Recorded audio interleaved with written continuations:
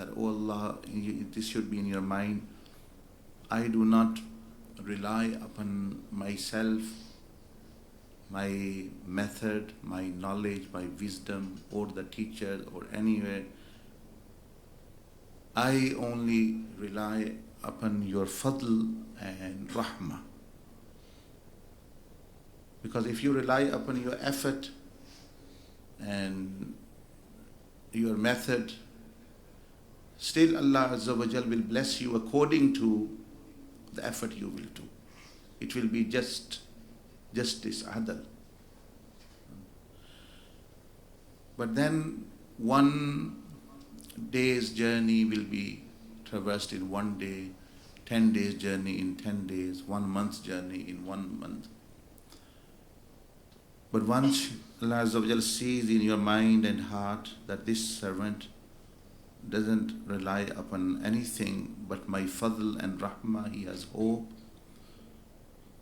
then sometime year's journey is done in 1 day, in 1 hour.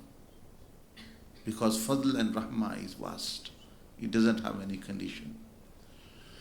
तो दिल में आपके ये मौजूद हो कि या अल्लाह मैं तो कुछ भी नहीं, ना मेरा अमल है, ना मेरी और भी, ना मुझे तरीका आता है, मैं बिल्कुल बेबस हूँ, बस तेरे फजल और रहमत पर मैं भरोसा कर रहा हूँ, तो उसी से मैंने आगे जाना है. So this secondly, which many people miss, is the concept of the teacher, because you need a means, a person to stay safe and to travel with. When Rasulullah sallallahu alaihi wasallam went on his Mi'raj, obviously he is the most knowledgeable person after Allah subhanahu wa ta'ala, and he knows everything. But still Allah Azza wa Jal sent a messenger in the form of Sayyidina Jibreel alayhi salam, who was serving, not as a teacher or anything, but serving the Prophet alayhi salam to go here, go to the Haram Makkah. For example, when the Prophet alayhi salam went to ascension, jab aap alayhi salam Mi'raj, first thing what happened was he was taken to the Haram Kaaba, and his blessed chest was opened. Certain things were taken out, certain things was put in. So this means for this journey, one needs certain changes to come in the person. So obviously for us, which does not happen like this. So the Mashayikh have mentioned the way of this lataif, this purification part which you do is like you are opening your chest up.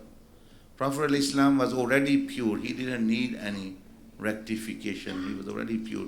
But still, because it was a heavenly journey, there are certain needs. But we really need our... So this function we take from the lataif purification, so that actually it happens. And so the concept that he just saw in the Mi'raj, Prophet ﷺ saw a woman. It's mentioned in the hadith. He saw a woman. Aap ﷺ ne ek aurat ko dekha. She was asking for help. And Rasulullah ﷺ, nature Jibreel ﷺ knew how it was. So he stopped the Prophet ﷺ that don't go near her. After that, he mentioned to Prophet ﷺ that was dunya. That was dunya calling you. And then this one old man, he also was asking for help. Again, Sayyidina Jibreel ﷺ said, don't pay attention, go forward. After he was told that this was shaitan. So if Prophet ﷺ needs certain guidelines, because Jibreel ﷺ is really a tool used by Allah. So it was actually Allah doing this. But Jibreel ﷺ was doing on his behalf, because angels represent Allah subhanahu wa ta'ala. So what about myself and yourself? We completely weak. So the concept of the teacher comes there, a guide, to stay.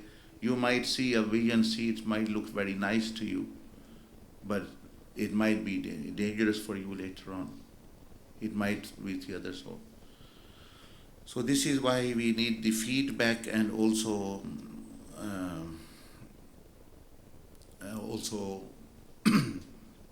to you, especially those people who are having, as I said, you only did one session, so inshallah, hopefully till Tuesday morning you would have, but still, if someone is still benefiting from the very first session, it is fadl of Allah. As I said, it doesn't happen normally.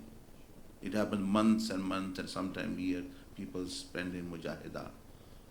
But obviously sometimes it's because of the time you are living in, Allah subhanahu wa ta'ala is extra merciful, because in the time of fitna, in the time of distractions, the more these time, then the value of little bit of good deed also increases.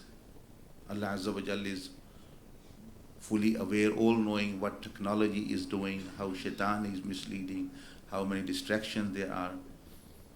That's why the Prophet ﷺ mentioned in the Sahih Hadith that as the judgment day will come near, the visions and dreams of the believer will be more truthful, meaning they will also get help from Allah Jalla Majduhu.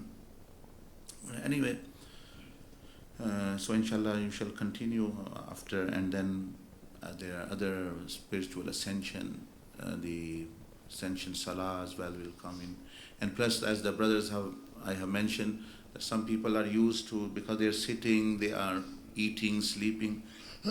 You might as well, if you wish, but in group you can go out and have a walk in the park for maybe half an hour, 40 minutes, whatever, and then sleep or have breakfast, whatever. But with the permission of the organizer, go in groups, etc., etc.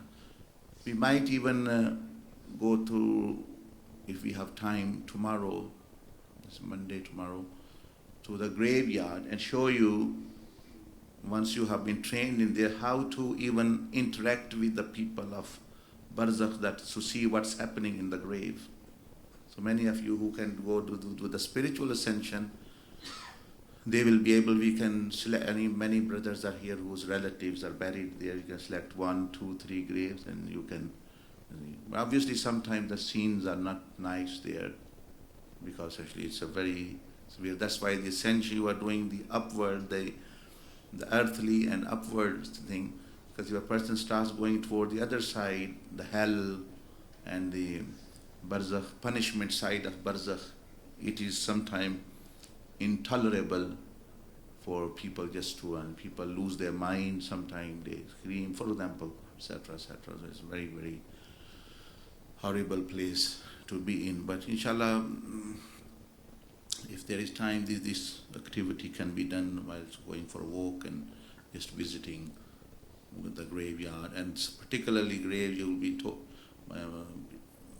that how to even see their state, in order so that you think about your, because the Prophet ﷺ, this is not impossible, because Rasulullah ﷺ mentioned once he was in the graveyard, he said that if I did not fear that you will stop burying your dead, I would have prayed to Allah, I would have opened the veil for you to see what's happening. And sometimes it happened as well. Yes, one just a small, rather a very great piece of guidance. When we went to Pakistan, as Brother Sajid has given me this, there's a, mashallah, honorable, a very professional, a person who is the type of people who are like motivational speakers and trainers, and I mean, he's one of the top people who do in, for example, Pakistan. And he was, because they are professional people, they are used to training and results and things, and he was very fond of Imam al-Ghazali, rahimahullah. He had studied Imam Ghazali, and obviously Imam Ghazali is one of the high-ranking awliya, kutubs of his time. And he was very much impressed by him, have read his books, studied his books, even was training, giving training based upon his books. So when he was introduced to this spiritual path, so I thought that because he is very much impressed and inclined towards Imam al-Ghazali, rahimahullah, and truly Imam Ghazali is a great high-ranking person. So we thought that in this ascension, we will take him to him. In the barzakh, as I say, once you are there, you can go with the permission of the teacher and access. Now if you go alone, you won't be given even access to, doors are blocked. So for his encouragement and his, so that he understands more, he was taken to Imam Ghazali, and he saw Imam Ghazali rahimahullah in his place, and the place looked like it was full with books. And Imam Ghazali, that's not me saying, that's his vision. As I said, if anyone asks, tells you I said this, I saw this, I never mention anything of myself. It is all yours, like you have mentioned. A table lamp, a long table lamp, like in ancient times it used to be, was hanging on table. Imam Ghazali was sitting there, and he welcomed him. So he was very, very happy. It's like the most his favorite person in Islamic history, and meeting him in person. So Imam Ghazali rahimahullah had mentioned certain things to me, so I'm just reading he mentioned that welcome, O seekers of truth, welcome. My children, learn from my example and life, for many neglect that and focus on my books. Imam Ghazali saying that children, meaning the ones who came to him and the Sajid meant spiritually there. So he was addressing them, and spiritually myself. That learn from the example of my life. मेरी जिंदगी से सबक सीखो. लोग मेरी किताबें पढ़ रहे हैं बहुत ज़्यादा, मेरी ज़िंदगी से सबक नहीं सीख रहे. People are not learning from my life, they are focusing on my books. The real lesson is my search for the path to Allah of my life, which only came to me when I dropped all the books I had piled up in my mind. He said the real lesson of my life was that in my search to the path to Allah, I did not find it. I had hundreds and largest library in the entire earth. At that time, he was the principal head of the Nizamiya University in Baghdad, which was secularly, religiously highest ranking university. Even people from Europe, they went to study there in those times. And he was like the chancellor of that university. So he said, I did not find the path to Allah in books. I found the path when I left all the teaching and all the books. Once I had dropped them, that allowed me to love and find my teacher.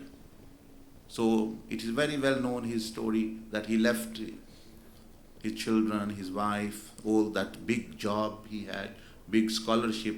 The scholars of the world, they used to feel honored to sit in his feet. But he was leaving that job. Even the Khalifa of that time requested him not to go. But he said, I want Allah. I want to find Allah subhanahu wa ta'ala. Then you want to find Allah, you have books and things.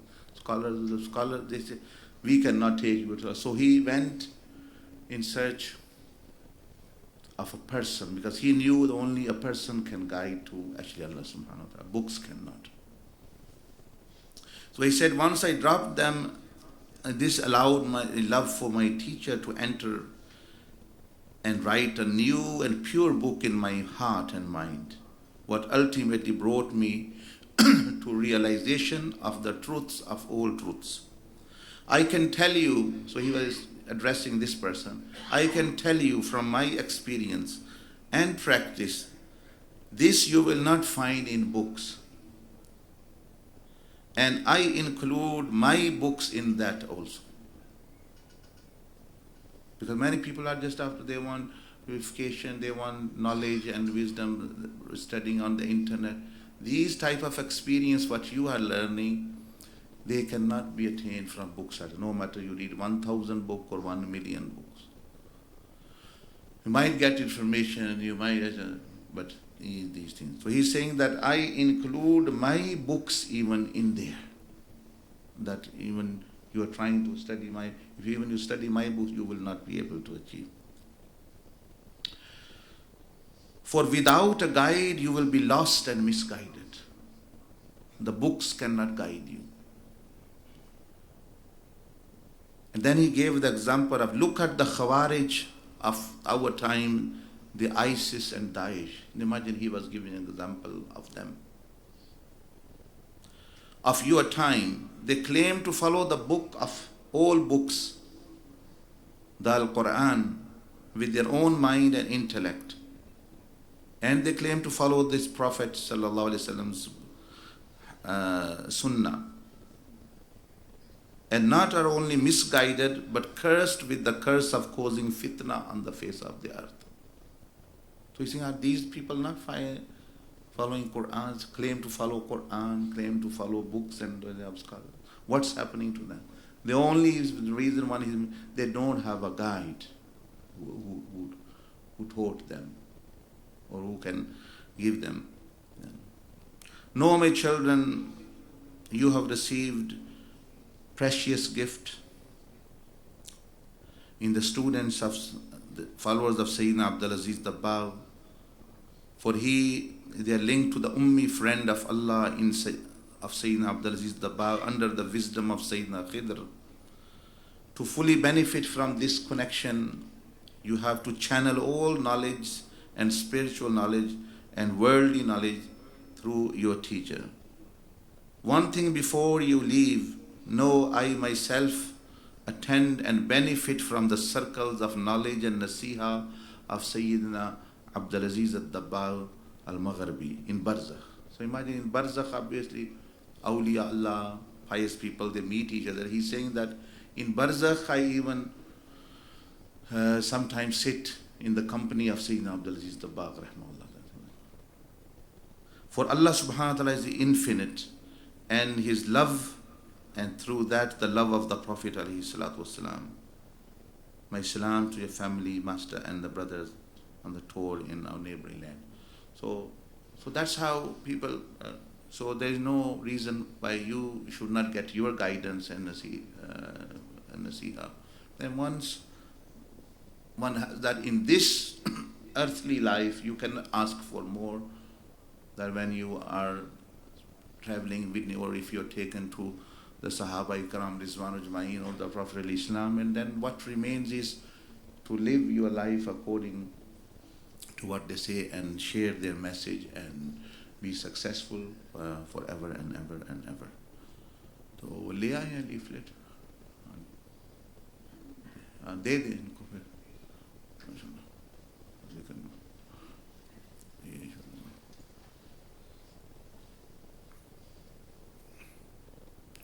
Especially to give to the new people, first who some already have, तो जिनके पास पहले है वो मिशक ना ले हम.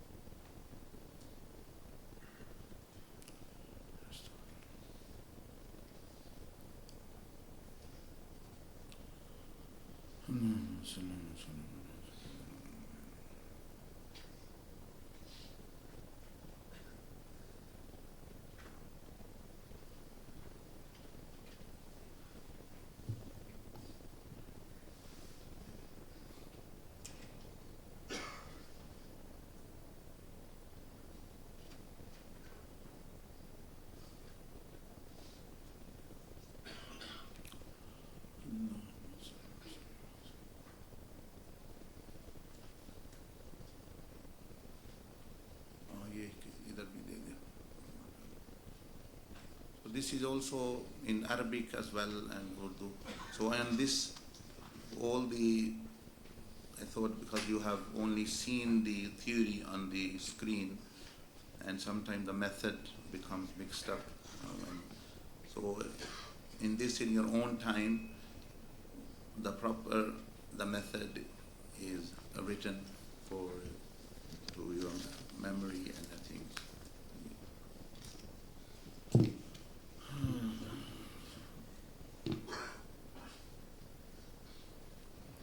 So now, the Sajid, who is going to now?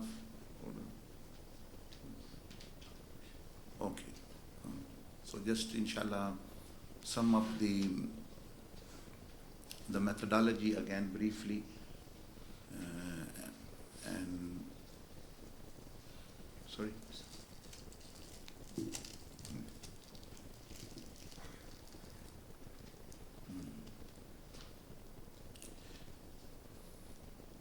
ठीक है.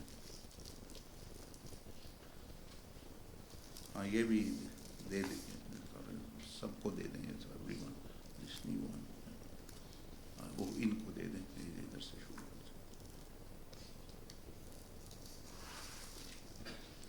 हाँ ये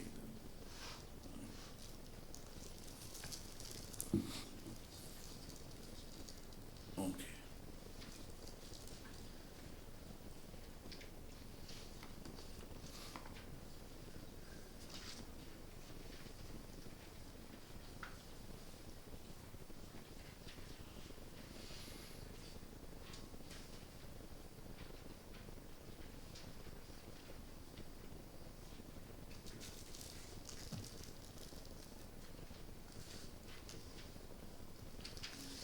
ये पीछे से शुरू करें. आप देते रहे.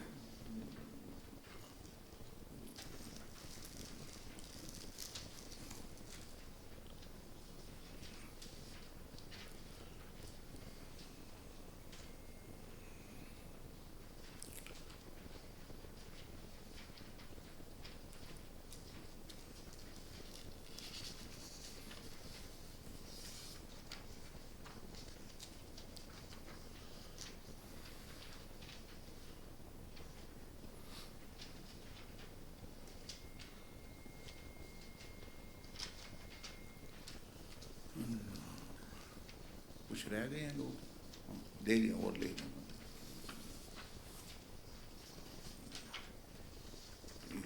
पीछे जो रह गए.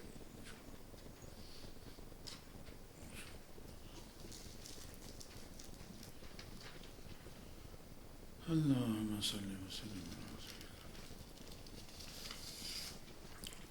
So everyone has at least this white sheet.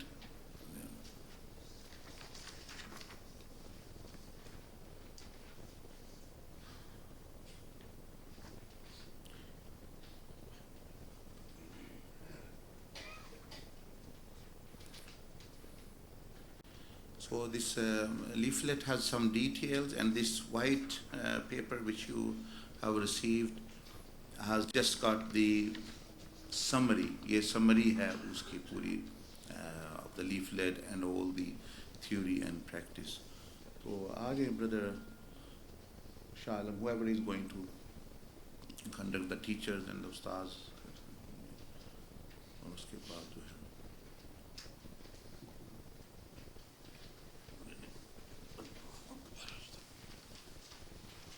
बैठे बैठे.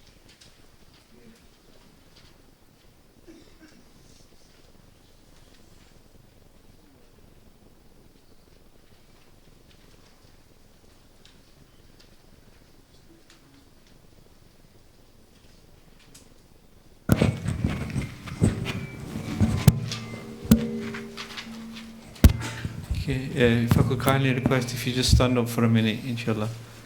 Just let the blood flow. And like we will start in the last night in that position facing the curtain, inshallah. So like I said again, the first people who know how to actually make the first row, and then all the rows behind that, inshallah.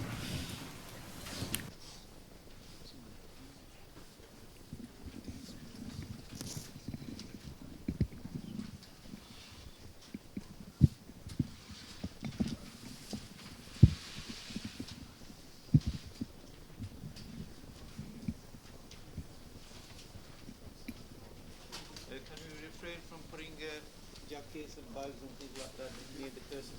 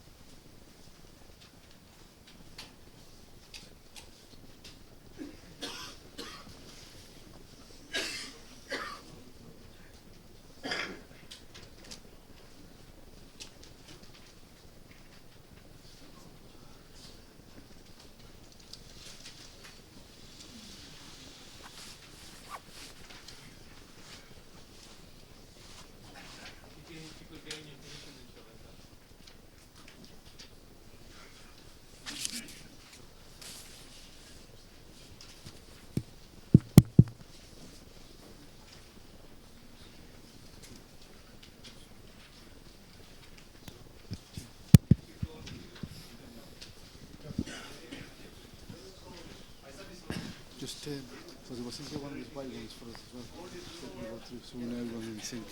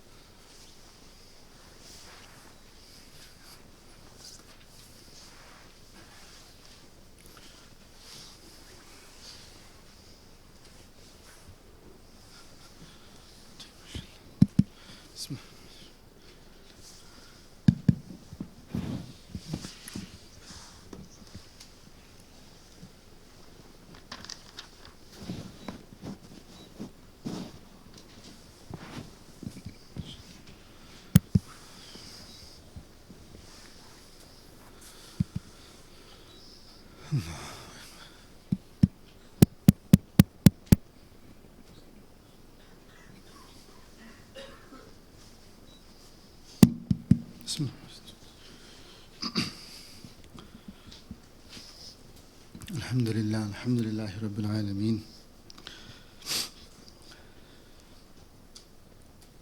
All praise be to Allah subhanahu wa ta'ala, the Lord of the universe and multiverse.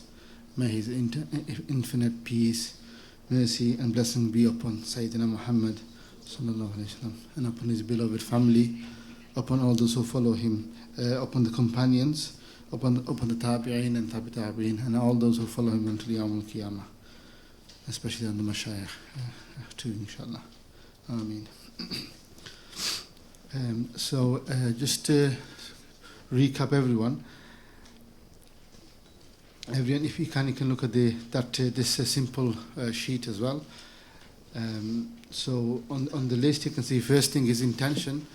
that we rectify our niyyah intention, that what we sat here for, that is ultimately for nothing, no other reason except for pleasure of Allah subhanahu wa ta'ala. Ultimately, this is our aim, this is our direction, inshallah. So quickly, you can refresh that in our mind. Then point number 2 in this, that inshallah, how do you actually bring that and to refresh, is to bring the presence of Allah subhanahu wa ta'ala in our mind. And that is done by just simply thinking that Allah is with me or with us, Allah is seeing me, Allah is hearing me. So you can hear what we think in our heart, whether we speak or not. So a few seconds, everyone just close your eyes and just think about those 3 keys. That Allah is with me, Allah is seeing me, and Allah is hearing me.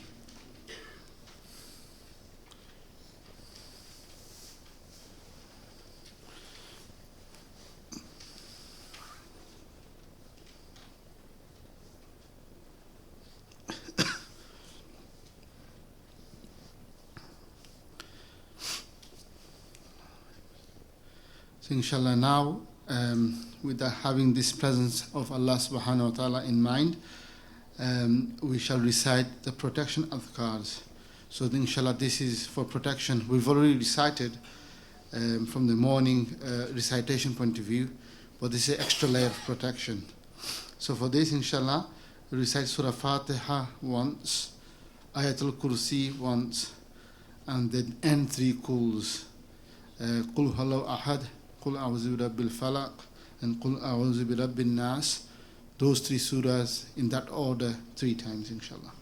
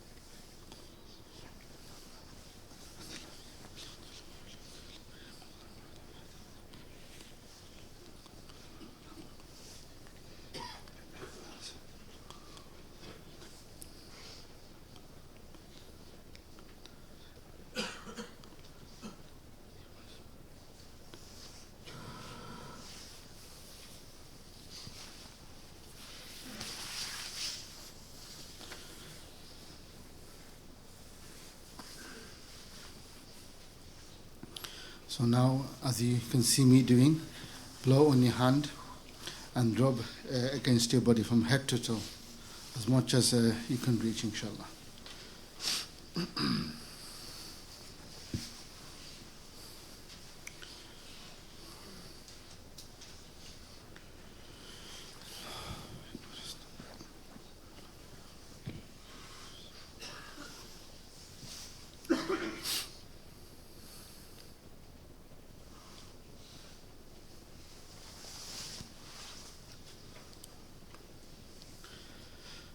Now, inshallah, again recollect those 3 thoughts, that Allah is with me, Allah is seeing me, Allah is hearing me. And then with that, we should really then show our state of humility, a submission to Allah subhanahu wa ta'ala, and servitude to Him, that really we are not fulfilling the rights of Allah subhanahu wa ta'ala which He deserves. In fact, we are not even fulfilling the rights of Allah subhanahu wa ta'ala to the potential that He has blessed us to live by. We're even falling short in this. So having those thoughts in the mind, then really seek forgiveness from Allah subhanahu wa ta'ala and show this humility towards Him.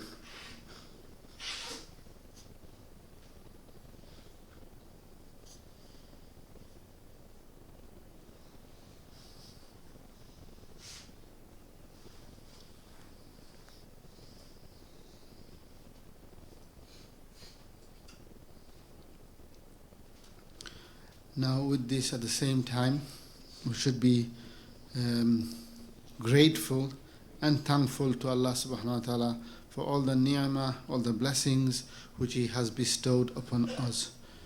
So you can think about, like you do in muraqabah dua, many blessings, or at least 7 great blessings which He has bestowed upon us, and then thank Him for each one of them.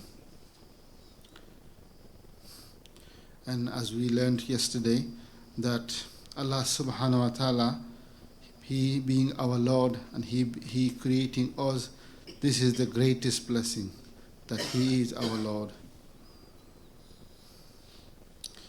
And He is being most accessible, being the greatest Lord.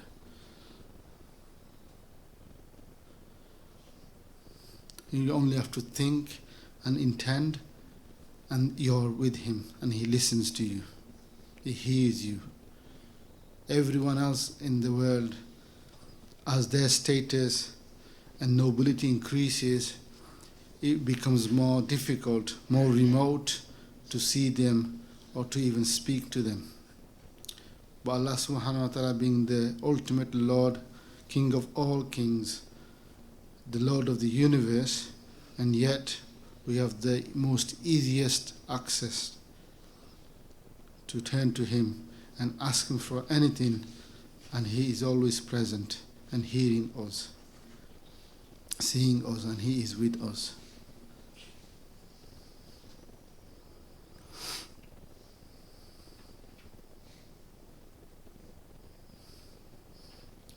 Now finally, we to an extent recognize and realize who we are in reality. We're nothing but, not even worth a speck of dust in the entirety of the whole creation, of the whole universe, and so on. So how can we even think about that we are going to travel the path and go close? We are completely and utterly in reliance to Allah subhanahu wa ta'ala to make this journey now and to His closeness. It is only He who can take us to His closeness.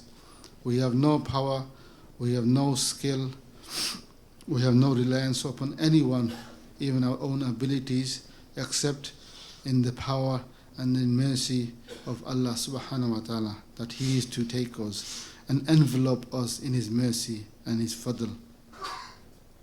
This is the most important thought to think about, the reliance upon Allah subhanahu wa ta'ala. If with His permission, and if He wills and takes us, then nothing remains impossible. Everything becomes possible. So then with this, we also draw strength in our heart and mind, and we do not remain in the state of doubt or being unsure, because we are not relying upon our own effort, our own efforts, or our own ability or capability, except that we are relying on Allah subhanahu wa ta'ala.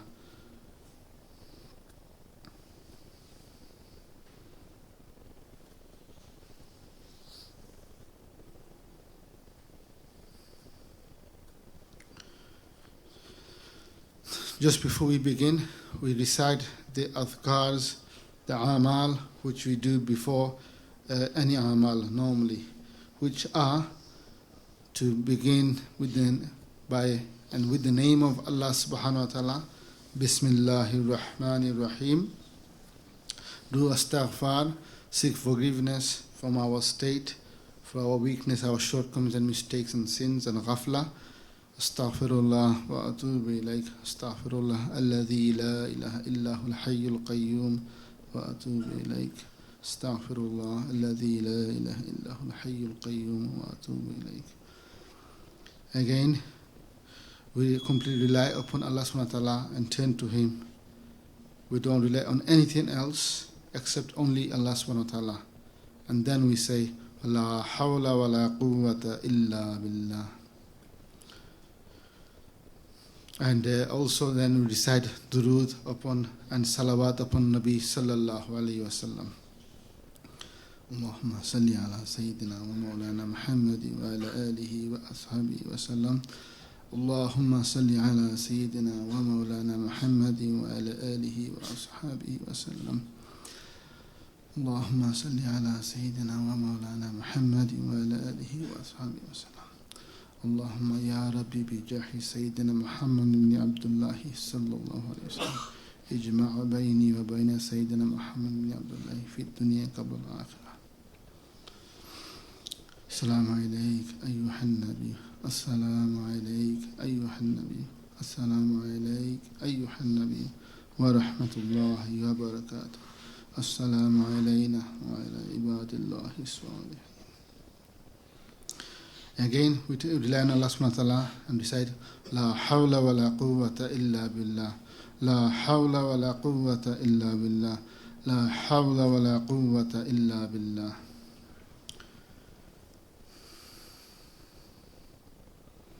Imagine Allah, just have those thoughts again. Allah is with us, Allah is seeing us, Allah is hearing us. Now with the presence of Allah subhanahu wa ta'ala, imagine the beautiful, the great name Allah is in the sky above the masjid. Huge name Allah, dominating the whole of the atmosphere and whole of the sky and stratosphere and so on. It's very beautiful in white in color.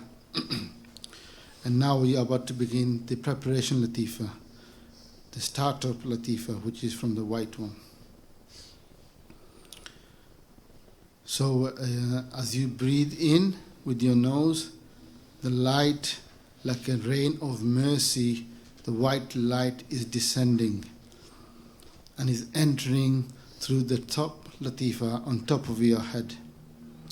And you continue breathing in, and the light is penetrating, going down, descending to the dark blue, the light blue, green, yellow, orange, red, all the way to the bottom. Then with your mouth, you take a deep breath out. You exhale very deeply. And as you exhale, you see the light is then coming back up through those latifa and lataif, coming back to you through your organs, through your pipe, windpipe, and exiting, leaving your mouth. And with this, all the stresses, all the worries, whatever it is dominating at this moment or in your life, is also then is escaping, leaving you, as you assign this to Allah subhanahu wa ta'ala, and He is the best He is the being who can ultimately can deal with all the issue and give us the solution. So we turn to Him.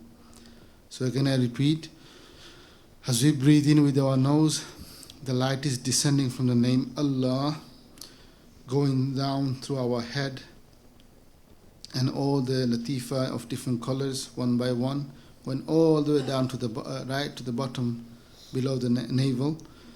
And then we breathe out, take a deep breath out with our mouth, and the light is coming back up, cleansing all the worries and difficulties, and leaving our mouth.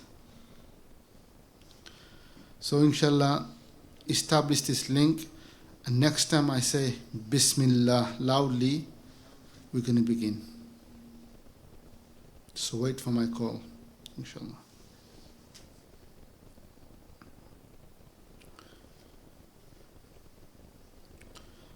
Bismillahirrahmanirrahim.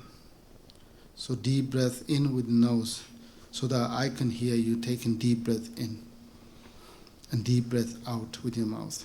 Bismillah.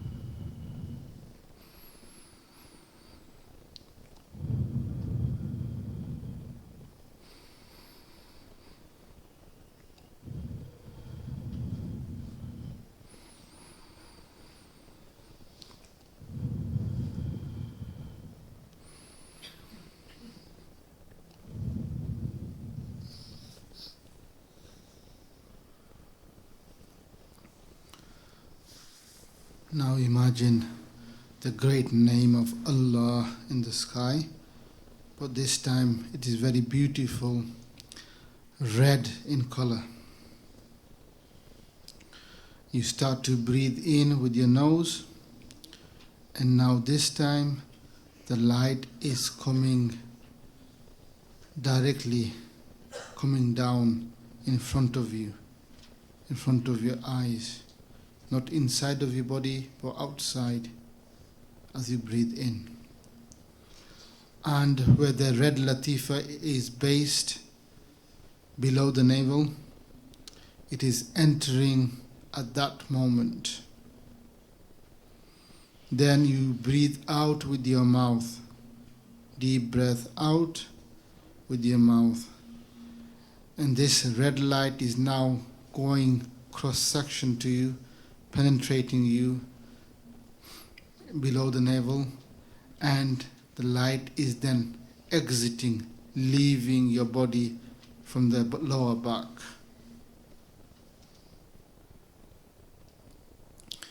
So next time I will say Bismillah, we're going to begin.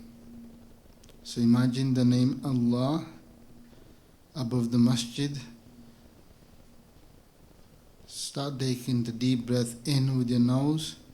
Light is descending in front of you. And at the point of contact where the red latifa is below the navel, it is entering at that point,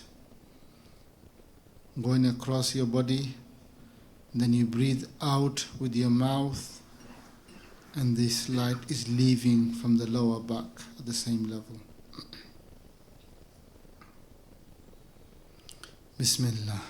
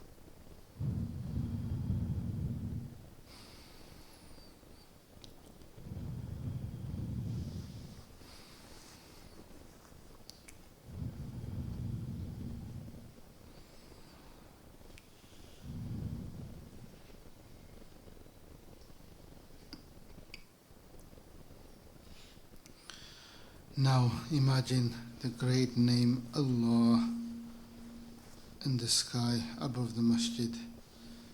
This time it is very beautiful orange in color.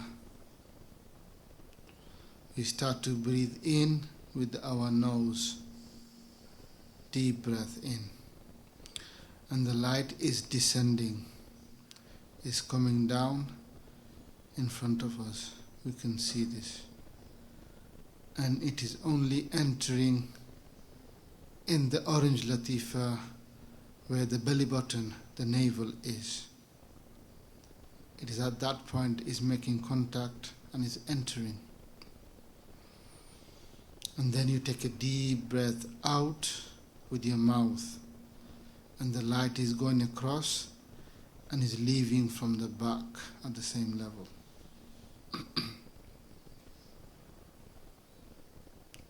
So get the thoughts in with the presence of Allah subhanahu wa ta'ala and the beautiful name of Allah in orange.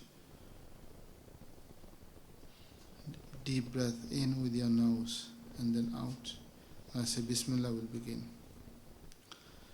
Bismillah.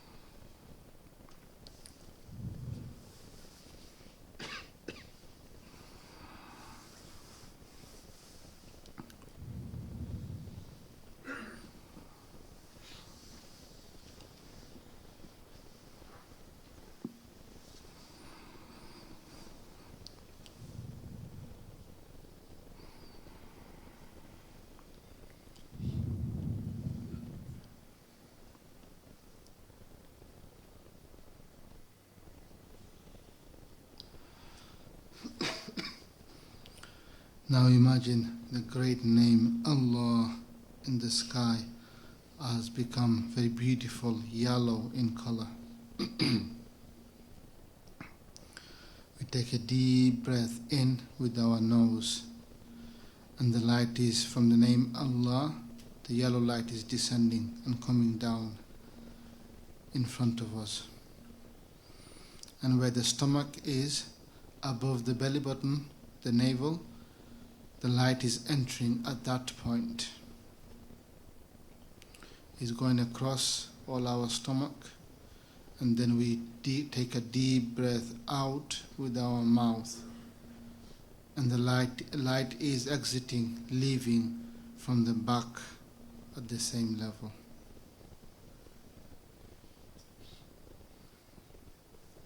So imagine the name Allah in yellow. Bismillah.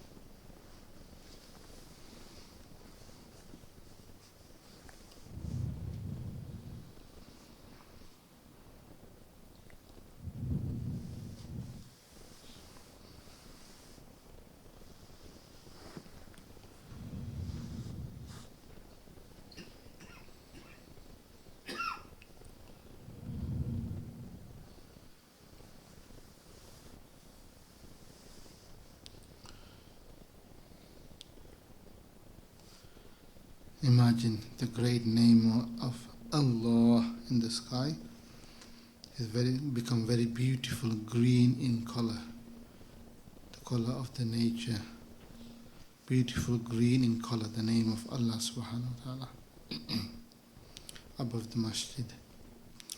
We take a deep breath in with our nose, and the light from the name of Allah subhanahu wa ta'ala starts to descend. It comes down and it enters at the green latifa situated at the center of your chest.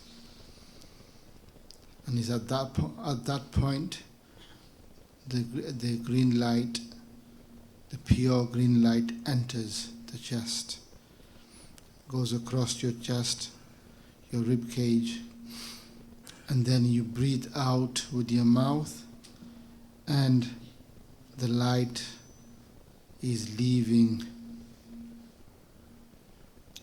from the back at the same level of the chest.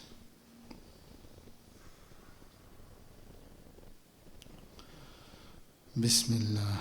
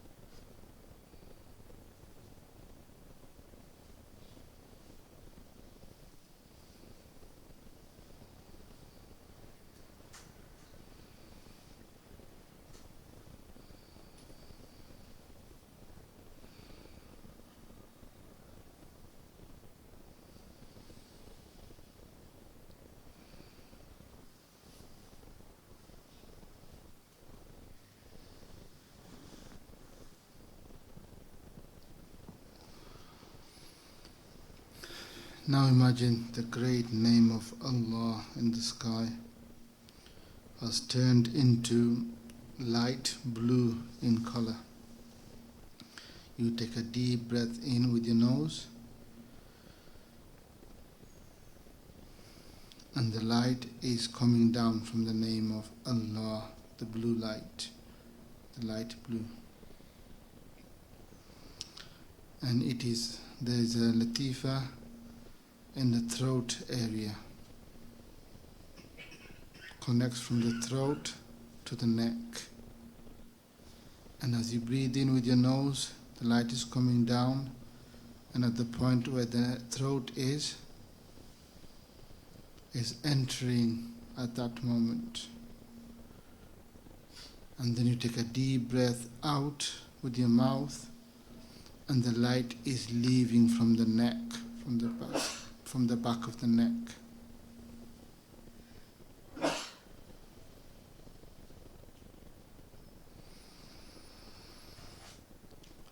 Bismillah.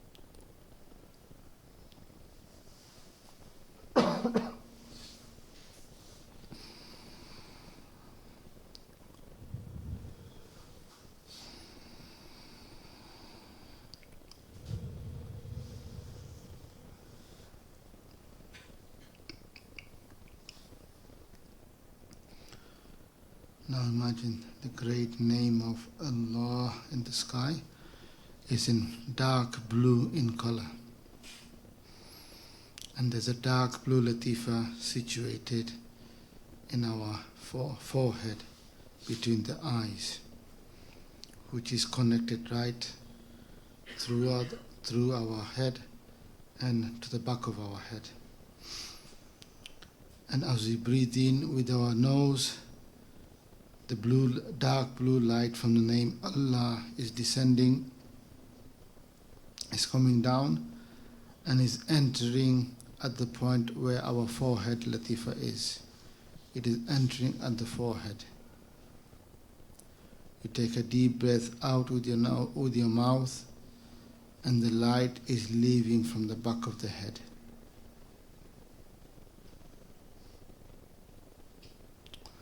Bismillah.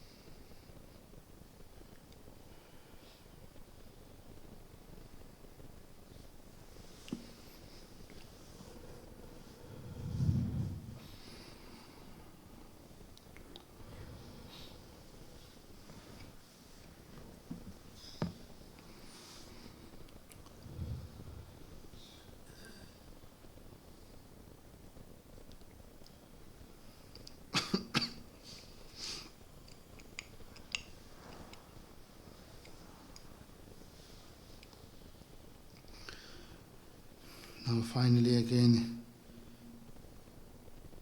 the name of Allah above the masjid has again turned into very beautiful, glistening, shining, white in color.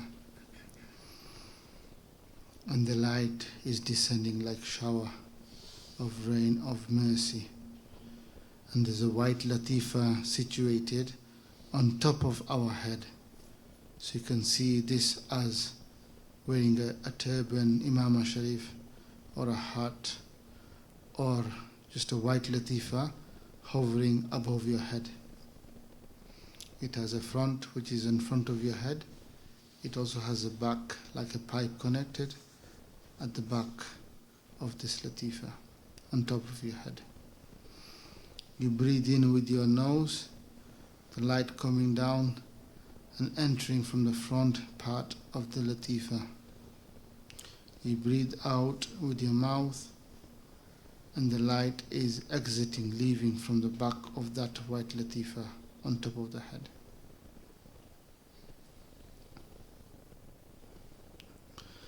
Bismillah.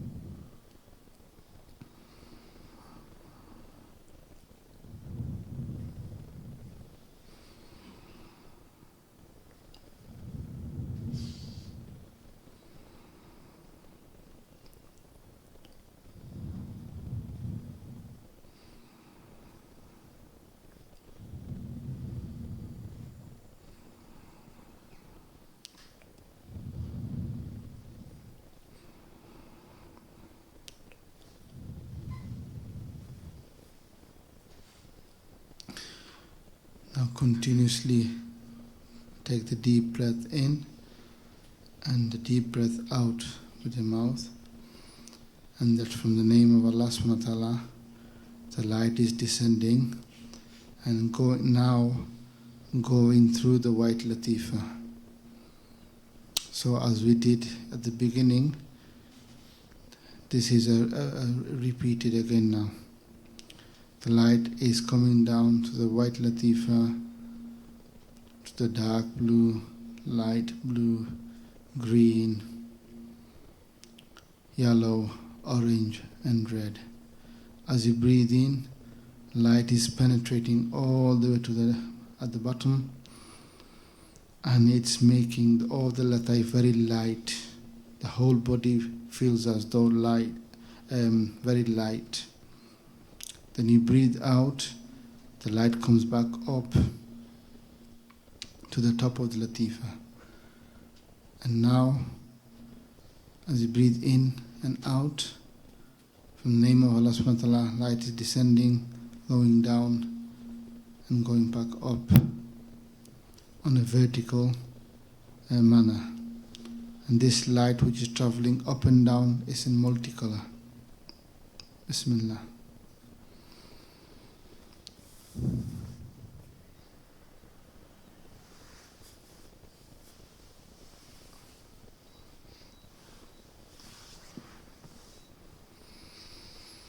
With each breath,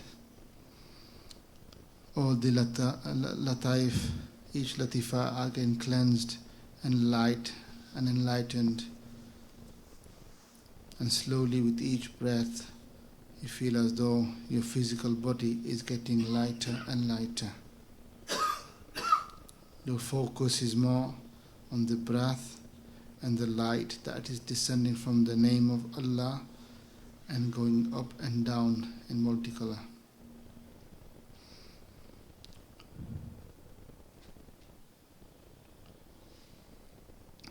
Now you feel numb, your feet and your legs are numb, as though you don't feel it anymore.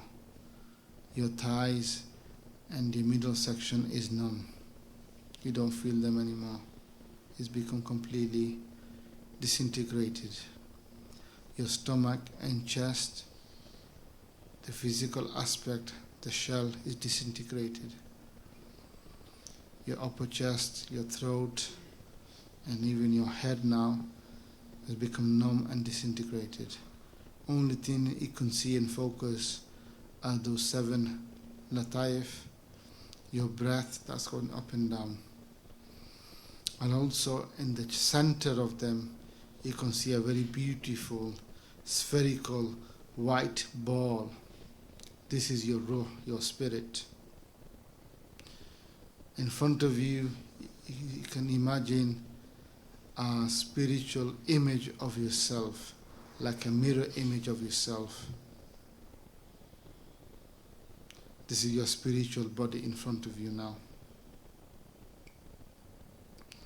So keep taking deep breath in and deep breath out. And now slowly, one by one, the latifas are disappearing. The red is disappearing. The orange is disappearing. The yellow is disappearing. The green is disappearing. The light blue is disappearing. The dark blue has vanished, disappearing. And the white has disappeared. Only the breath and the spiritual body outside and the very beautiful white spherical ball inside you. You keep taking deep breath in and deep breath out, and once you're ready to take the golden breath, you take a deep breath out, and it is as though you push the ball inside you and transfer it onto the spiritual body in front of you. This is the golden breath. So all in your own time, take a deep breath in, get yourself ready, and the final blow of your breath out, you push this spherical ball inside of you onto the spiritual body in front of you.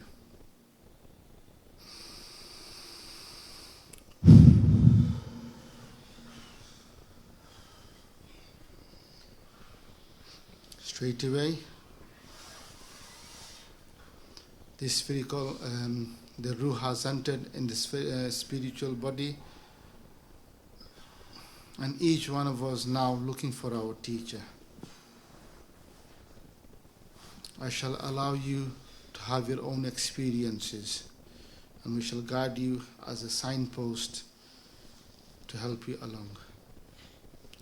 Amongst us, we have been blessed with one of the mashayikh of Sheikh Sayyidina al-Ghazali al-Dabbagh. He is present with us. He is advising us to the effect. O my brothers, O my beloved companions, in previously many obstacles have been mentioned. But above all those obstacles, there's one obstacle which becomes a major one in the spiritual journey. Let me ask you this. If someone to say that next to you is sat Ghawsul Sakalain Sheikh Sayyidina Abdul Qadir al-Jilani rahimahullah, how would you feel? Would you be honored? Would you be yearning to seize this moment to be in his company? If the answer is yes, then this is the feeling you should have. This is the yearning you should have to meet your teacher in this earth who's living. Because he is the representative of Sheikh Abdul Qadir. He is a representative of Sheikh Lawli Abdul Aziz, referring to himself. When he showed that level of love and yearning to your Sheikh, who's a representative, only then the great access, the great opening will begin. Many of us, we want the opening and see and witness, and yet bypass this crucial link, and therefore not able to have this access yet, and no wonder why. Do you yearn to meet your teacher spiritually as you would do to meet a mashayikh and awliya of the past, or even Prophet Muhammad sallallahu alaihi wasallam? Because it is only a key ingredient, a key link in this, and this is a very subtle matter where it has been overlooked time and time and time again. To make it more clearer for you, imagine that to begin this journey, your goal is to meet your teacher spiritually. When you meet him spiritually at this moment, it is as though you've reached your destination. Nothing else matters. This is a concept of fana fi sheikh, being annihilated in the sheikh, because this is a process by which then you are introduced to a higher realm, to the realm of the Nubuwwah and Risala of Prophet Muhammad sallallahu alaihi wasallam. He rahimahullah Sayyidina Abdul Aziz Dabbagh continues that I can tell you this, no mashayikh, no one of the past or of the present, or even my Ahmed Dabbagh, that they have a personal wish that you submit to them. Everyone and their personal wish is to go directly and to have the relationship with Rasulullah sallallahu alaihi wasallam. But it is not up to the mashayikh and the awliya. It is a system, a nizam created by Allah, that through a through a means, through asbab, you reach your destination. If you do not adopt the asbab, you do not reach the destination. It is as simple as that. So it is not the mashayikh who wants that you submit to them. They wish that you submit to the asl, the real, which is Rasulullah sallallahu alayhi wasallam, and to Allah subhanahu wa ta'ala. In reality, the mashayikh, if you want to know their personal wish and their personal yearning, that they want to go behind the veil of unknown and become mixed in the public and become unknown, and so that they can help everyone, but they spend time with Allah subhanahu wa ta'ala and Rasulullah sallallahu alayhi wasallam. They do not ever wish for a fame, name, following, having students, murid, submission to them. This is the least and the last wish, far removed from this want. The awliya, the mashayikh, only do this as a duty bestowed upon them from Allah subhanahu wa ta'ala and Prophet Muhammad sallallahu alayhi wa sallam and throughout the generation, as this is the burden of the nubuwwat and risalat to continue and to pass on generation to generation. Yet the personal wish is to go behind the veil of unknown, that no one knows them in reality, and they just live by life as any other person, serving them, conveying the message of deen, and be involved in the worship of Allah subhanahu wa ta'ala. So do not ever think that it is the wish or a desire of the mashayikh that you submit, you follow them. They are free from these wishes and needs. So their wish and needs are very pure. This relationship, it becomes very pure, the most holy. And this is how you should look at the relationship with your shaykh. It is as though it will not be exaggeration to say that he becomes, for now, the only being in the whole universe. Have you ever thought about it like so? That spiritually, if you reach him, it is as though you've reached. Now, do not be confused. This is just a concept to make you understand, so that the Shaykh will take you to Rasulullah sallallahu alaihi wasallam. This is the oneness.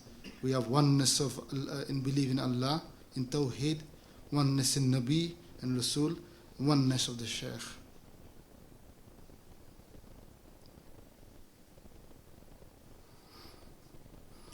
Now a spiritual teacher has arrived here, and everyone now is like an eye-opening from the advice of Sheikh Sayyidina Abdul Aziz al-Dabbagh, that he has spelled out word by word how we should view our teacher.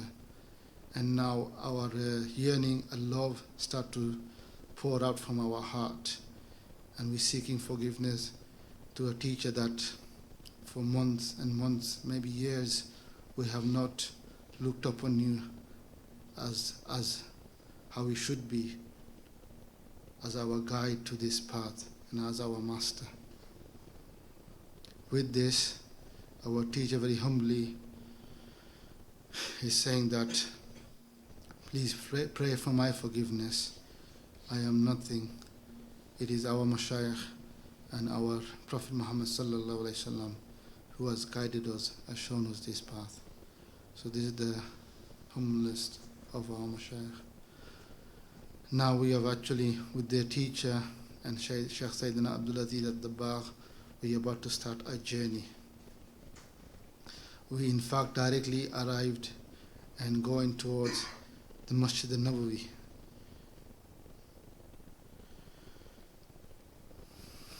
So everyone is preparing to leave this journey. Some are maybe lagging behind, but they all want to go.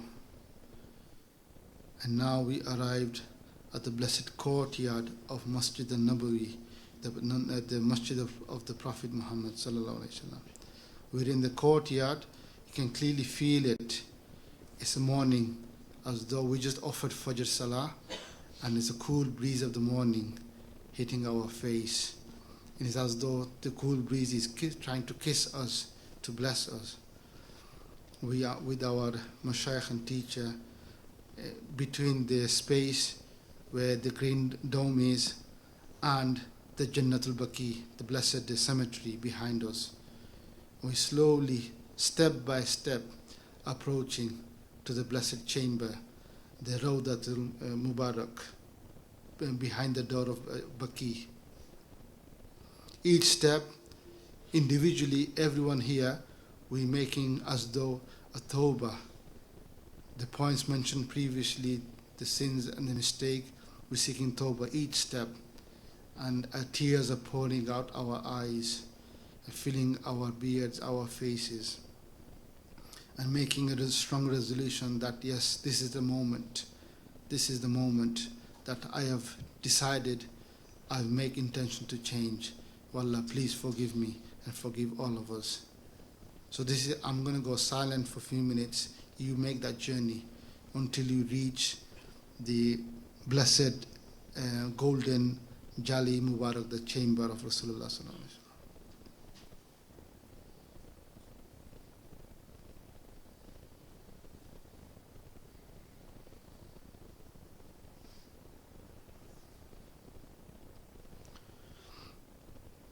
Some are walking slowly, some are in the adult size, some are become like spiritually like a baby. They're crawling towards it, but yet they are going towards the blessed Nabi sallallahu alaihi wasallam.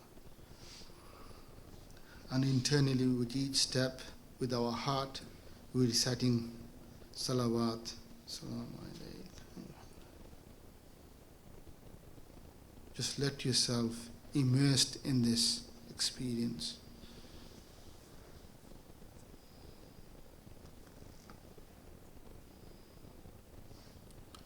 Slowly we're now arrived at the blessed Jali Mubarak, the blessed chamber. We can see the golden and greenish mesh covered all four walls. And from the door of Baqi we can see the three blessed doors. First one is Rasulullah sallallahu alaihi wasallam. And alhamdulillah, there is no restrictions, there is no guard to usher us away from it.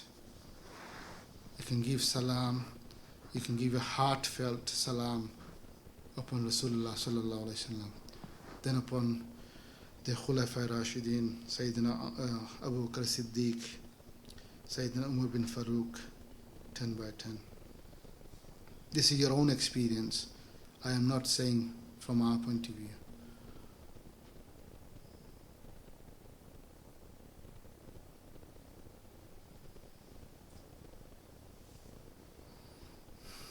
Also seek permission. If those who can't enter and even go inside, you can. This is individual journey. And then eventually seek permission to leave and seek permission to go to Kaaba for tawaf, and as though we're going to perform Umrah.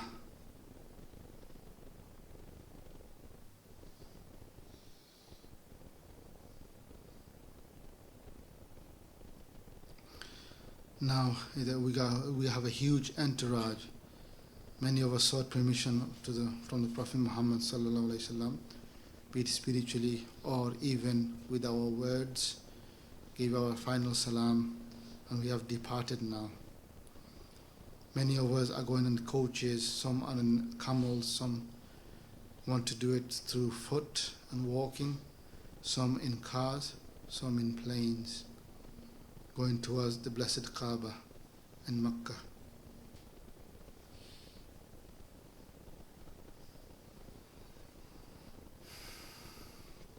Internally we are reciting, we are calling upon Allah subhanahu wa ta'ala that we are hazir, we are present. Labbaik, Allahumma labbaik. Labbaik, la sharika laka labbaik.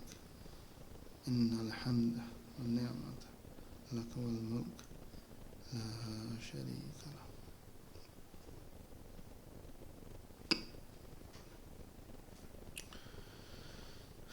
We've all put on the ihram clothing of two white sheets, one for the lower garment, one is the upper garment, and we are outside the Kaaba. Our gazes have fallen upon our blessed Kaaba, and everyone here internally making dua, as it is said that the first glance in Kaaba and whatever dua you make, that dua is makbul, is qabul, is accepted. So whatever you wish for, you can make that dua now, as though we are witnessing the Kaaba now. We are in the corner of Aswad, and with Allahu Akbar we begin our tawaf, circumambulation. We're going round.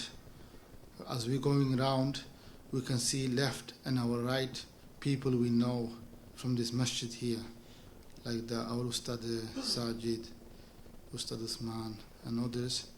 This is to help us to stay in this journey so that you are not lost. The brothers are next to you, and obviously our teacher in front of the crowd, and Sheikh Sayyidina Abdulaziz Dabbagh and many others. In each turn as we're walking around, you actually replaying your own life. Whatever mistakes, sins which is highlighted earlier,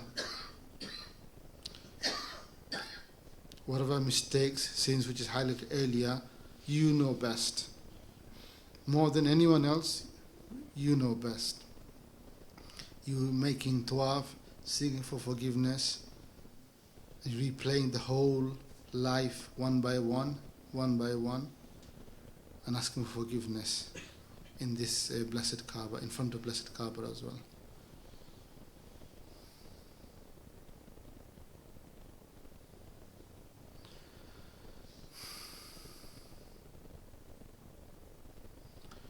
Now slowly we're going round and round, and eventually in completing the 7th tawaf, the circumambulation.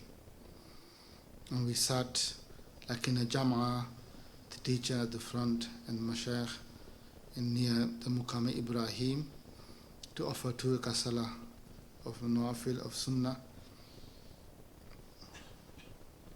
and again asking for forgiveness, thanking Allah subhanahu wa ta'ala for the ni'mah and blessings, and to accept our effort and this deed we're doing of remembrance.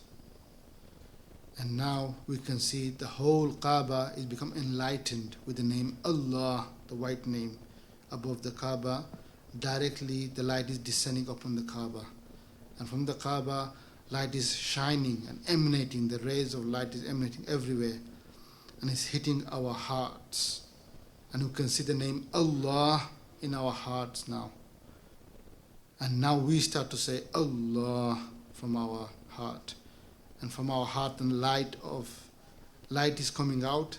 The name Allah is coming out from our heart, and He's touching the door each time we're saying Allah. So internally you say this now. Feel as though each time you say Allah, the name of Allah is coming out from your heart, and He's touching the blessed Multazim, the door of Kaaba. And then from the Kaaba is hitting and is coming back the name Allah, and it's hitting your chest and your heart again. So for a few seconds, please do so. I'll say it loudly just for us to focus. Just everyone remain silent and just focus, inshallah.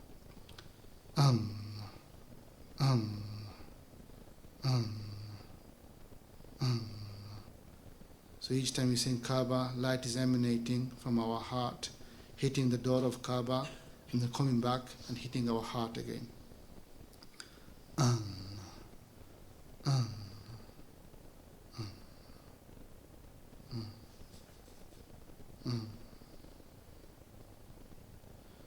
Now, as though our time is running out, So make your last plea, your last dua, supplication, whatever you wish to ask for, the guidance, the mercy, the 7 du'as we've learned, forgiveness, thankfulness, need, problem, guidance, and then reliance upon Allah subhanahu wa ta'ala. And feel as though Allah is with us, Allah is seeing us, Allah is hearing us. So go through those 7 points. Major sins, 7 blessings, 7 needs, 7 problems,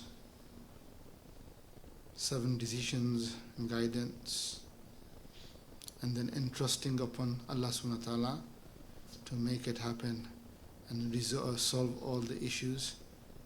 And we simply turn to Him. We turn to Him and we say,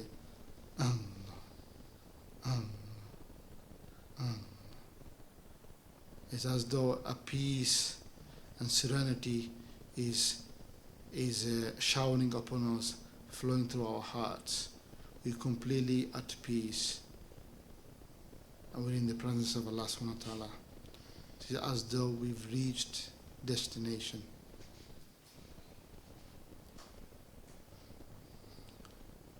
It's as though very hard to leave the scene, but we're doing finally the tawaf, wida,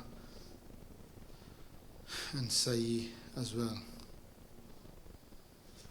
From mountain of Safa to mountain of Marwa. Those who have done Umrah, it is very evident and clear. So we run between the Jabal Safa. Some of us can recall our beloved grandmother Hajra is running between the 2 places, looking for water at the time.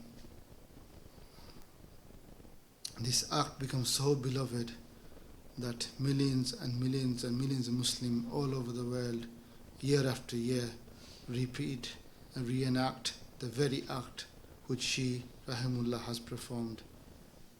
She is also of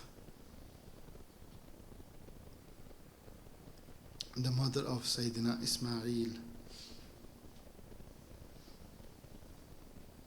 So if completing our sa'i in Marwa, the Jabal Marwa inshallah, and actually as though cutting our hair and putting a garment on. And this garment are given like a gift, very beautiful in different colors. Some are a reddish type, greenish type, white. The ones that we prefer personally, our tabiat is such, we have been gifted in such those colors. As a reminder, as a gift of this journey, to keep it safe and to experience this in our own lives. So now with the final tawaf, with the Mashaykh permission, we're now returning back to the masjid here. We can see our teacher Hadrat Sahib, Shaykh Ahmed Dabagh, Shaykh Sayyidina Abdul Aziz Dabagh is actually coming with us still. So much compassion that they're actually amongst us here.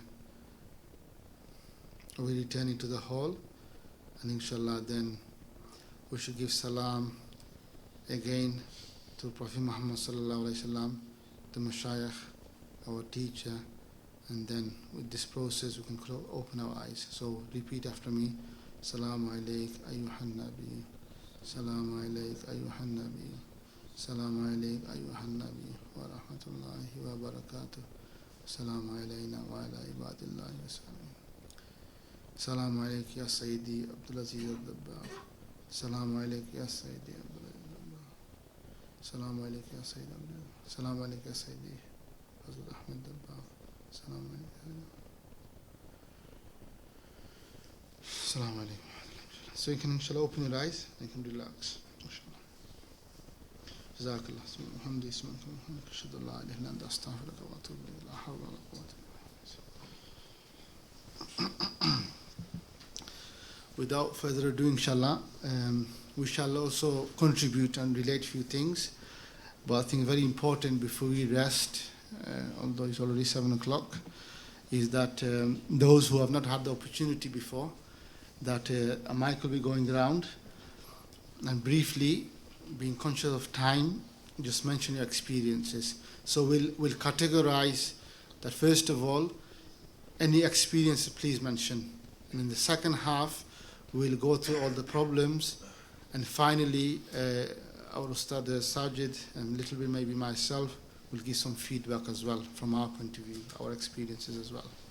And any Q&A, inshallah, at the end. So, inshallah, keep it concise, but inshallah, relate your experiences. I would like to request, especially those new brothers and regular brothers who have not mentioned before, especially those who come from far, from different countries. We hope to see you again and again, but it is not often that we get opportunity as well. Just to raise your hand, so Haji Gulfam Sahib, inshallah, will come. The city Ansar at the back, inshallah. Just keep your hand raised so they can see your hand, inshallah. Assalamu alaikum wa rahmatullahi wa barakatuh. Wa alaikum assalam wa rahmatullahi wa barakatuh. I just want to compare it more to yesterday than today, if I'll be honest with you. Yesterday, I didn't really feel much, but a lot of that was probably, I felt it was due to sitting on the floor and constantly moving due to my bad hips. Allah knows best. But today, especially the Lataif, it seemed much more clearer. It seemed more realistic as well. And I didn't see, but I thought I felt everything to the extent where I felt, as soon as you said that the Sheikh is here, that I personally felt like kind of like I was flying with the Sheikh. Before you said that, and then after that you were like, okay, there's no ship this time. And that was quite interesting in there, that we were suddenly kind of just there. So everything you're saying, but some of the stuff you were saying, I was feeling different stuff. Like when we went to a chamber, I felt like we went in the chamber, down some stairs, and in the presence of the Prophet ﷺ. And yeah, even yesterday it wasn't as much as today, but it was more, for me, it was more about sensing all of this rather than seeing. If that makes sense. I'm not really sure what that means, but that's about it. Human beings, sometimes we see many things, but what we also say, so sometimes when we say that, no, I don't believe what I saw, I've got instinct, and this is more stronger, that feeling is more stronger sometimes by even seeing, because they say I've got instinct, I know this is the truth, for example. Yeah, in a conversation people speak like that, don't they? So that's an indication that sometimes the sense of feeling is sometimes higher than even seeing, because that's something that comes from the heart and you experience it as well. Like in the Muraqabah we say, think Allah is with you, Allah is seeing you, Allah is with you. The higher level than that is you feel that as well. Not only you say thinking about it, you feel that. So mashallah, in my opinion, that mashallah, you've experienced at a much better level already than seeing you just you could say the company, the supplementary aspect. So so far, have you done this type of exercises before, Sidi?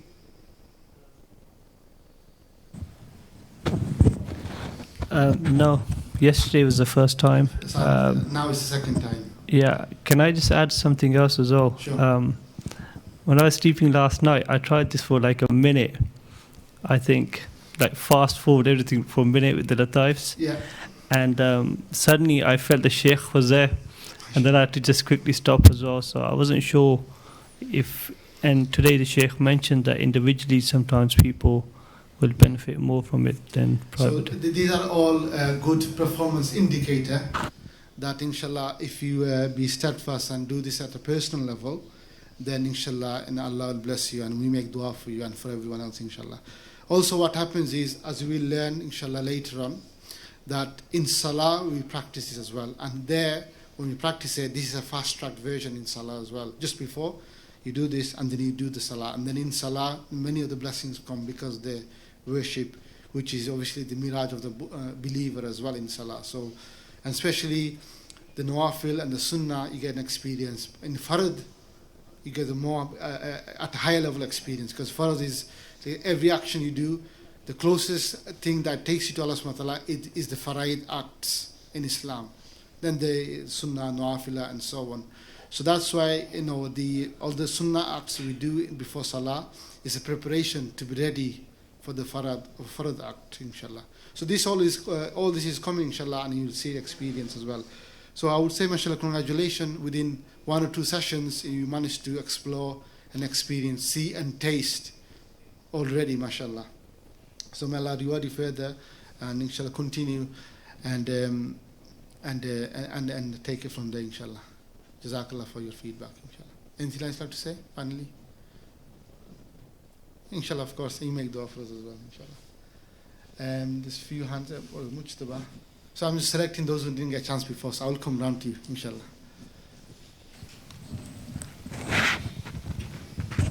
Bismillah.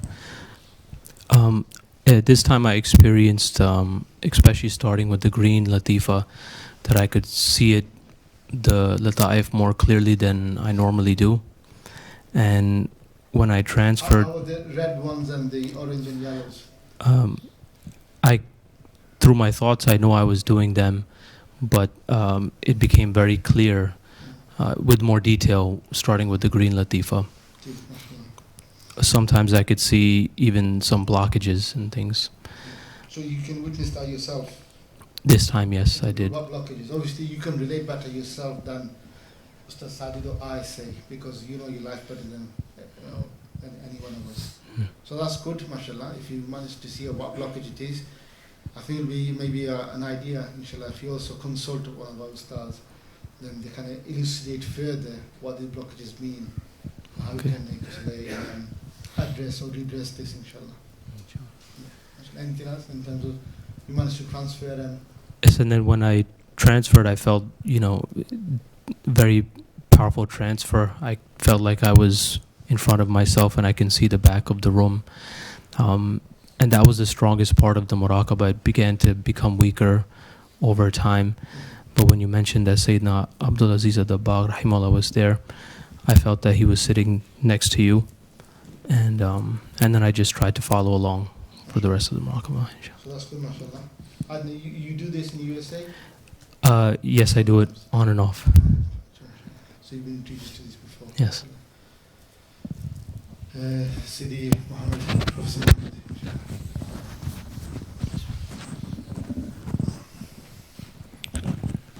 Bismillah ar-Rahman ar-Rahim. This time, before the,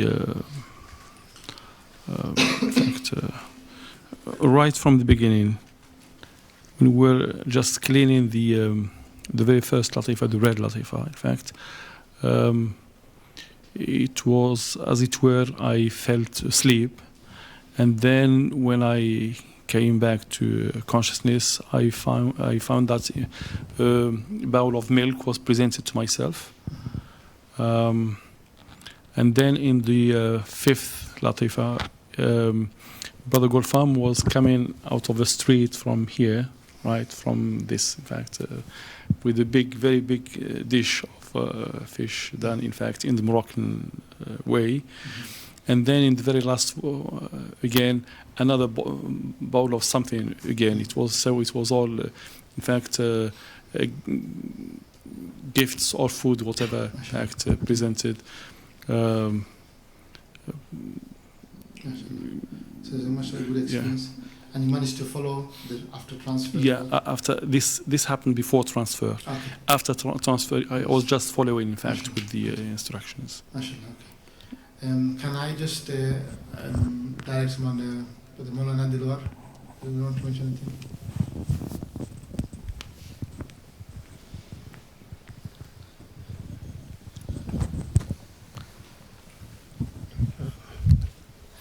Bismillahirrahmanirrahim. Assalamu alaikum. I had my own experience. Sorry? I wasn't following the actual. Okay, no, that's fine. You can mention briefly. Yeah, so I transferred and. Sorry, just mic clear. Thank you. Yeah, so I transferred and with the Hazab, I found myself in Medina, like how it was back in the days, and so the masjid was empty, and we could just see the Sahaba and how people were around the cities and stuff like that. So I think it was time for Zuhr Salah, and the Adhan was being called, and people were just going towards the masjid, and I could see from vaguely, but it wasn't very clear. I could see the Prophet ﷺ walking and the Sahaba behind him. So you managed to see a figure of the Blessed Personality, mashallah. Even to a face, but he wasn't so clear. So alhamdulillah, this is a blessing, mashallah, that although we don't really focus on that, what you managed to, is this first time it happened before? This was first time. First time, so mashallah, mubarak for that. And then So mashallah, our brother here, he's also learned Islamically as well. That for the first time, he's had other experiences, but he's not come to this point. And today, mashallah, by the blessing from the mercy of Allah subhanahu wa ta'ala and blessing of Shah, that he managed to see outside, like a outer figure of the blessed Prophet Muhammad sallallahu alaihi wasallam, which in the previously, he hadn't. Mashallah. Yeah. and then we ascended from there towards the heavens, and I think we ended up in Baytul Ma'mur, and we're in Tawaf over there. Take that's fine, Jazakallah, that's fine. And I'll be worried for that, and just continue as you do, inshallah, and in the gathering as well. And if I go to Uncle Iqbal, but the Zafar, can I ask you briefly that?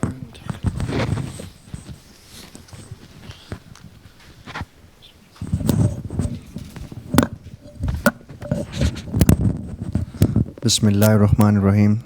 For me, prior to the transfer, all the lataif cleansing process was very, very good, very, very crystal clear.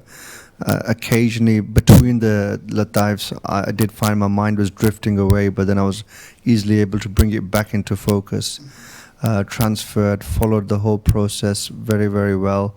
One point I would like to mention from yesterday's experience and today's experience is that sometimes I was able to see and experience something before the teacher, i.e. the instructor, yourself or Brother Sajid mentioned, in terms of yesterday you mentioned the ship, and then before the ropes, the stair ropes were thrown down, I was already climbing up on one.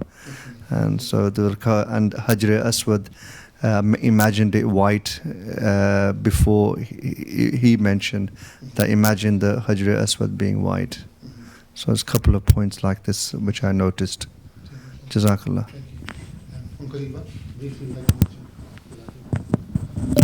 Assalamu alaikum wa rahmatullahi wa barakatuh. Alhamdulillah, followed the process, but very earlier on I was tired and drifted away, and I think partly didn't know which lataif I was doing, and then realized. But alhamdulillah, when the process of transfer happened, when Abdulaziz Dabar came and explained to us, became really conscious of the situation, and accompanied them Medina Sharif, and offered my salam, and everybody else probably gone to Makkah Sharif. I was there, and then joined. And Alhamdulillah, did the tawaf, and then asked for forgiveness all through the process. But really, I felt that I want the teachers to tell me, because I was upstairs when I was explaining these, and I felt all of them was my faults, or part of them was my life. So I want to, even if it's appropriate, one-to-one or in a public, I don't want to go to hellfire. I want to purify here rather than there. You have obviously experienced saw and tasted as well. Another aspect is good. It's always good to be fearful of Allah subhanahu wa ta'ala and mistakes, and to recollect and review ourselves, have a checkpoints in place, because that keeps us balanced as well.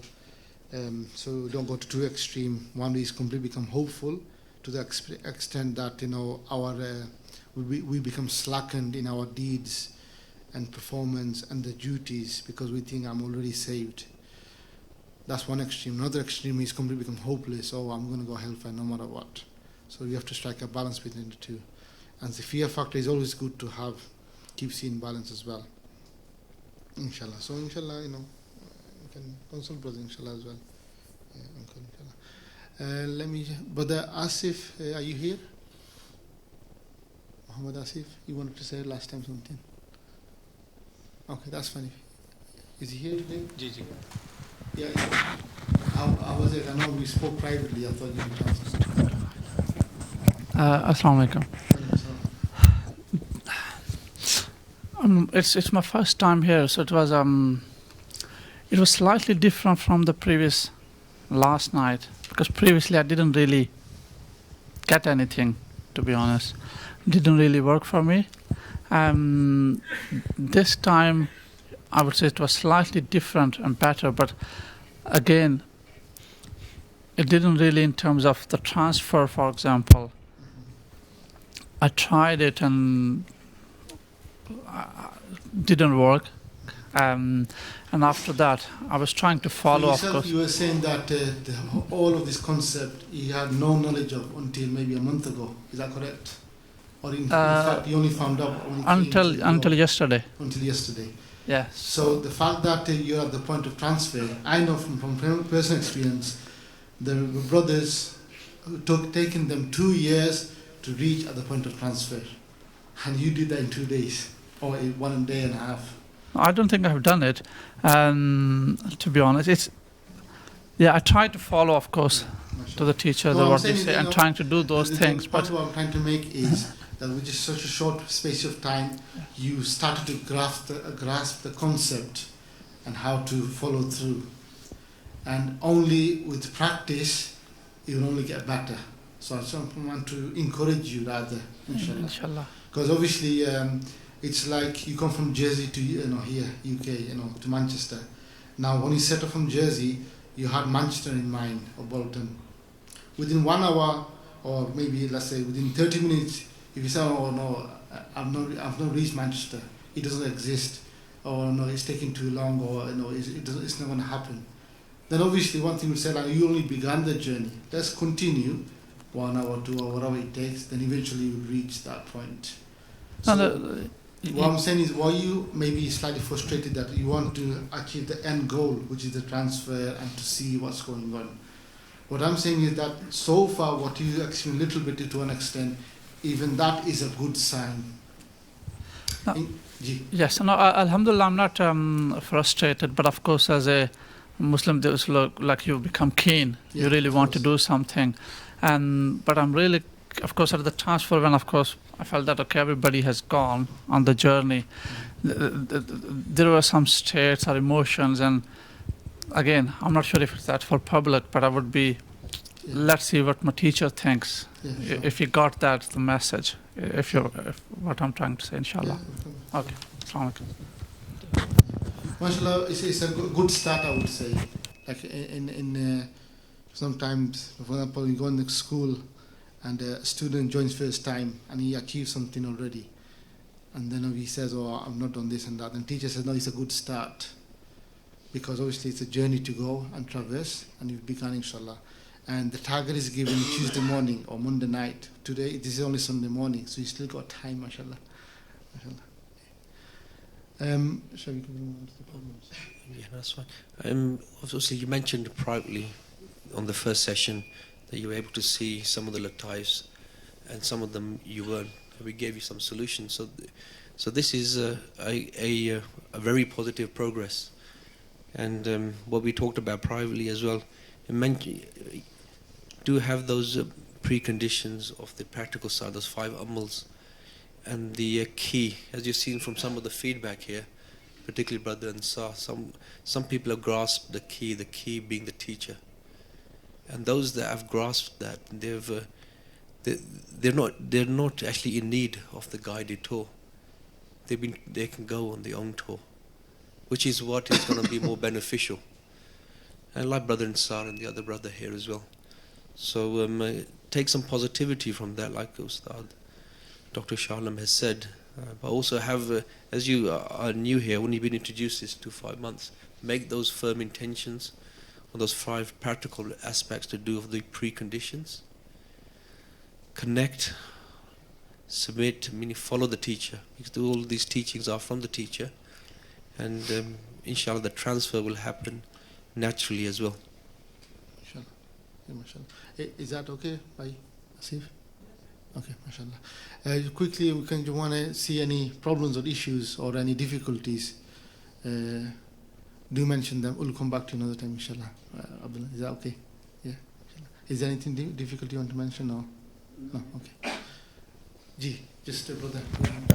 Zafar, can I ask you when you stand here, you can see, brother. I just can't see from the back. Who's put the hand up? Thank you. Assalamu alaikum, brother. Wa alaikum salam. I just want to know, how can we be sure that we're seeing the lataif properly? Because obviously you've shown the picture and we sort of constructed an image based on what we've seen. How do we know it's correct, or is it just something we've constructed? Because obviously the mind can play games as well. You can construct things by yourself. So how do we know if it's the reality or if it's something of my construction?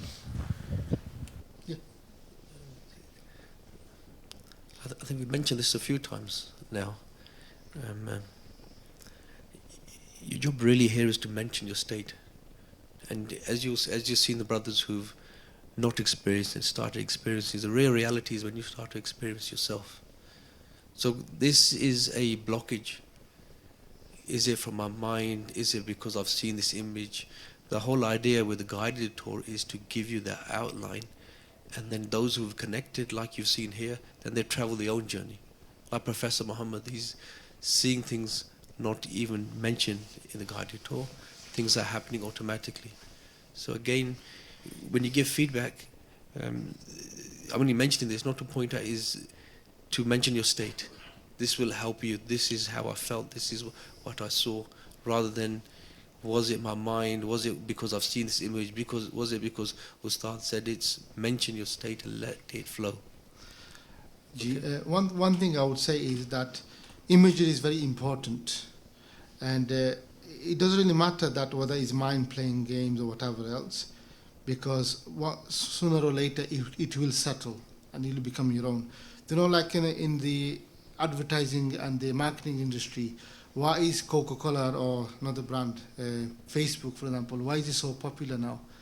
And why do they have to advertise? I don't know. Have you ever thought of why Coca-Cola advertising? They're like the world brand name. You know, everyone drinks it. Well, but why are they spending millions and millions every single day?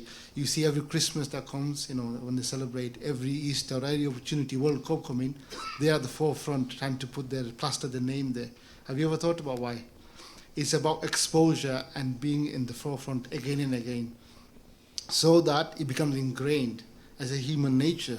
That's something that you see again and again, face and deal with it. It becomes part of you. Many people, why they like McDonald's? Maybe food isn't that great. I personally don't like it, for example. But the thing is known branch, you know, the food chain, fast food chain, is because everywhere they're always there in your face. The branches are everywhere. It's advertised everywhere, and it's very clever, and there's millions of pounds. There's full industry and research expert who actually do research to how to penetrate, go into a subconscious mind, so he's always living. Similarly, this concept you saw in the presentation last 24 hours, maybe for the first time. For that to settle, it's going to take time. It's going to take his own course of action as well. So that's why the teacher mentioned that don't be too worried about the technical details of it, the technicalities, behind the TV. How does the TV work? Which is the transistor? Which is the one that gives you the image? Yes, you can study that. It might take you a couple of years, enroll in university engineering course, and after 5-6 years, then you can get some idea. Yes, maybe one day you can make your own TV as well, for example. So like this is like similar field as well. It is more subtle because it's all spiritual happening, so you have to bear with it more, inshallah. Okay, inshallah. Yes, but that is very, very briefly though. Okay, yeah, sure.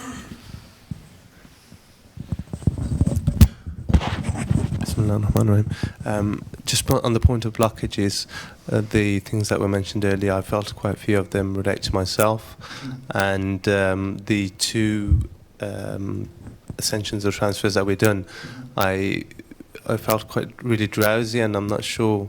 I was kind of in and out of drowsy states where I'll follow and then we're somewhere else, and then but when I'm aware, I can follow and I can visualize quite easily. Were you able to follow the transfer?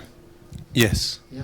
Yes, I can follow, but as I say, during the process, like sometimes in between the lataif, I feel like I'm maybe dozed off, or I felt like I'm semi-conscious. Effect, maybe obviously you're tired, you start maybe the temperature is not correct for you, or your legs are aching, your knees are aching, or these things come into play. That's why, like now you start to understand why this sleep time, you said it's important to sleep, not in a time when giving time to eat and so on, and fruits, everything's around. They're all subtle things. People who go to gym and bodybuilders, for them, like, even if you have extra bite of chicken or not, it makes a difference in them. For us, it doesn't matter. You eat to extra food or miss some food as well, meal.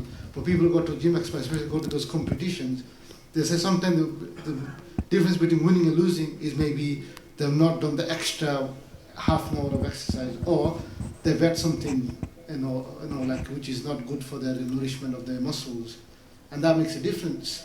For you, it doesn't matter. We can eat what we like or don't eat what we like as well. So that's why these things are put in place with rest and everything. Is like finely calibrated. That if you miss that, then you'll see some effect is happening. Then normally what happens is, time for sleep, for example, 2 o'clock, we're chatting away. It's okay, I can manage. We think we are like a proper strongman then. Like we spend half an hour, waste half, and then quickly go to sleep. But then it shows up later on. I felt a bit tired because I didn't sleep at the time or something. I just generally mentioned as a brother as well. So these things has a role to play as well. So keep that in mind, inshallah. And also in terms of what activities you do, how you interact, what you talk, what you do throughout the day, that also shows up as a scan in the lataif as well. So this also has a play. So we don't go into details of these things. We're just doing the basics, how to do the lataif itself, inshallah. Any other pressing? Yeah, one more thing finally, and then we're going to finish up by some reviews from ourselves.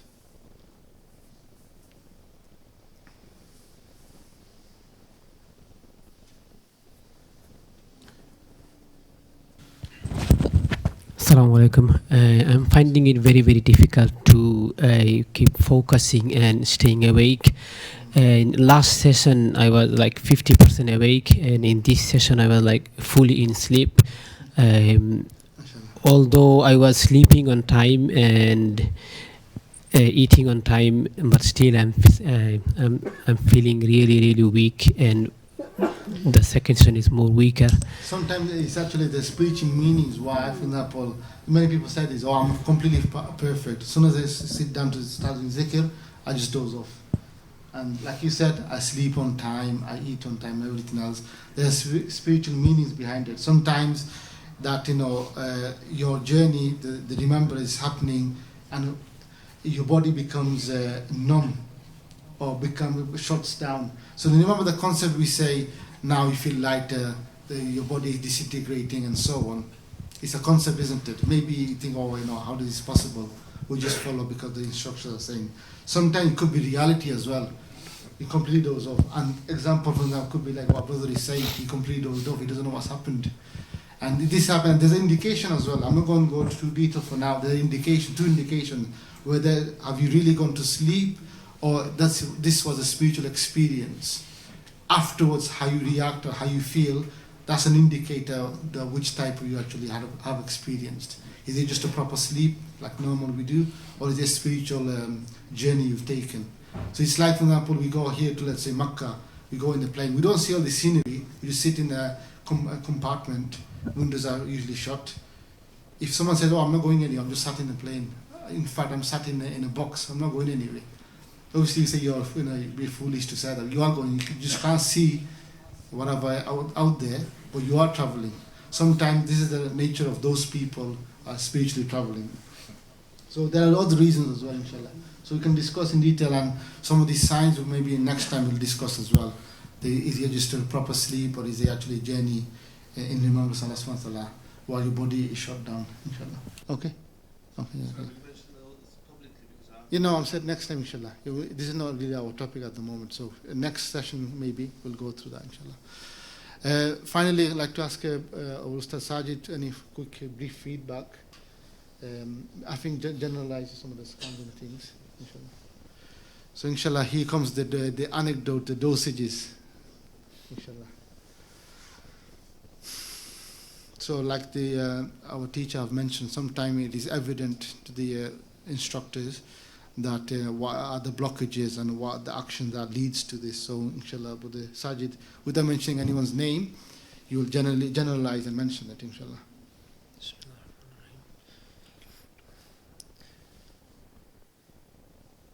Generally, bismillah. MashaAllah, the connection, majority of people other than 2 or 3, with the Wild Taif, connecting with Allah subhanahu wa ta'ala was good. And the advice really for those who are having difficulty connecting is making the intentions for the pleasure of Allah subhanahu wa ta'ala, and keeping those 3 keys in mind and refreshing them. Refreshing them as you do the muraqabah. Allah is with me, Allah is seeing me, Allah is hearing me. That helps with connecting with the intentions, what your intentions are. The intentions are not just to see, is to increase the yaqeen for the pleasure of Allah subhanahu wa ta'ala.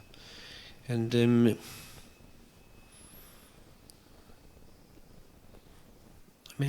through the will of Allah subhanahu wa ta'ala, things are shown in regards to certain blockages, what may be making some things difficult.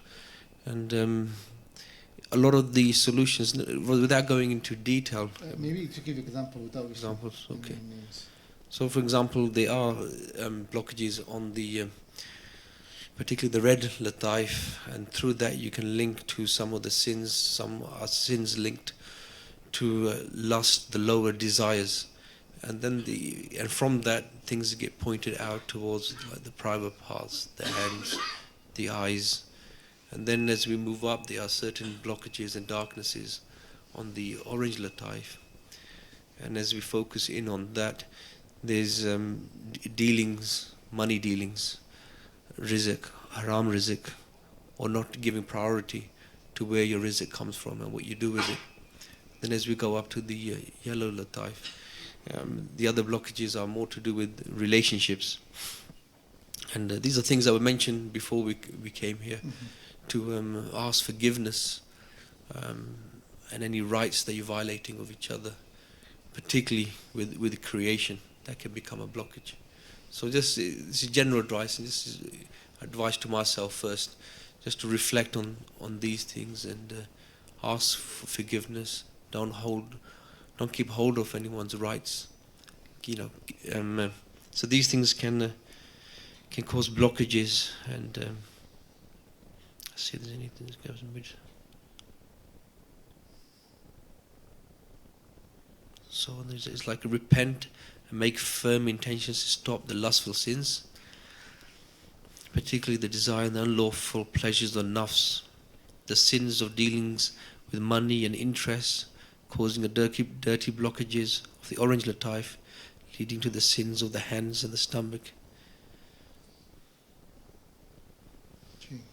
Is this the main in general?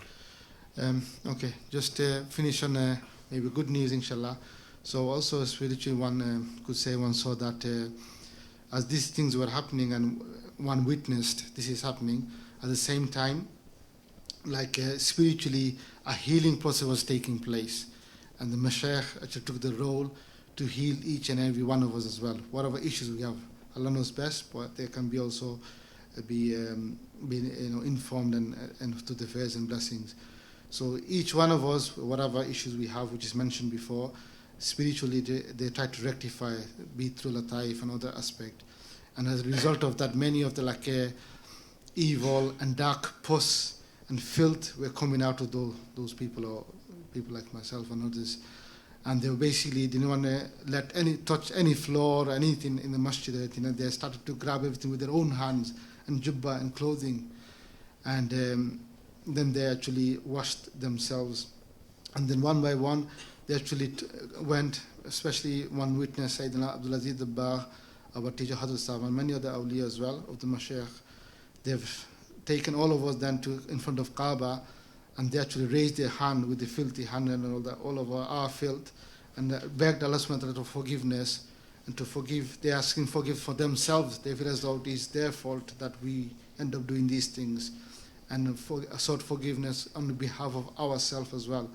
And you can see it is all getting cleansed one by one. And then each one of us, we were introduced by the Mashayikh in front of Kaaba, and they sought forgiveness, and we also sought forgiveness with them as well. Sometimes some of them actually went even to Prophet Muhammad sallallahu alaihi wasallam, and they also sought forgiveness on our behalf. But the only thing is that spiritually this has happened, so there should be a onset of change. Now, one thing you have to do, like Ustad Sajid said, is that you should actively, the starting point would be to do Salatul Tawbah, and actively seek one of those stars and make a plan. Discover what the issue is first, inshallah. Maybe you know yourself, or they will mention, and draw a plan, like a active plan, or like a plan of action that what you need to do for the next number of weeks, how to redress and rectify this, inshallah. And then, inshallah, the spiritual help we've received in terms of forgiveness and cleansing, which they did by the mercy of Allah subhanahu wa ta'ala and the fairs of Mashayikh, this will help us further, inshallah. And this was also shown. So we finish on a good note that despite our situation and despite what we do, the Mashayikh and the Prophet sallallahu alaihi wasallam and the mercy of Allah subhanahu wa ta'ala is such that they're continuously and constantly trying, without we even knowing and even informing us as such, they're trying to redress and recalibrate and bring us back to the factory setting and purify us. The only thing we have to do is we have to play our part, and our intention and our active participation is needed, inshallah, in this regards. So inshallah, I apologize briefly to others. Inshallah, we'll give opportunity next time, like Brother Jabir and Brother Abdul Basit.